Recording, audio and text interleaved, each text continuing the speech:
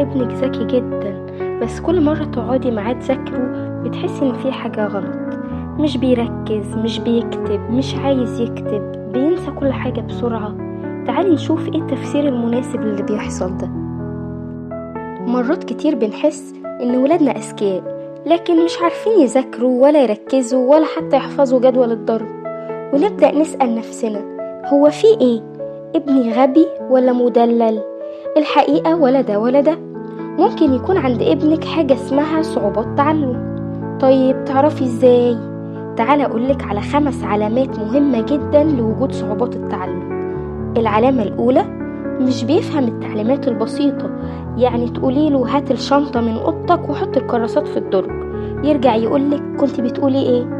العلامة التانية، عنده مشكلة في الحروف والارقام. يعني ممكن يقلب حرف الباء مع التاء، أو يكتب 2 بدل 6، أو مش عارف يقرأ كلمة بسيطة رغم أنه بيحاول.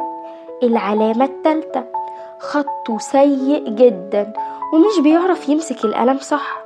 مش شرط على فكرة يكون كسلان، ممكن تكون حركة إيده أصلا ضعيفة، وده بالمناسبة محتاج تدريب مش عقاب.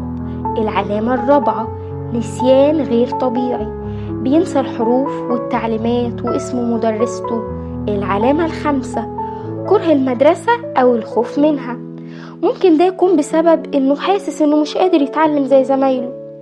لو لقيتي 3 علامات من دول أو أكتر، مهم جدا تتكلمي مع أخصائي أو تبدأي تدوري على حلول. ومهم جدا إننا نكتشف ونفهم المشكلة بدري، علشان ده هيساعد كتير في حلول المشكلة. القناة دي هتتكلم كل أسبوع عن مشاكل التعليم والتربية والحلول البسيطة اللي تقدري تطبقيها في البيت. اشتركي في القناة علشان نساعد بعضينا.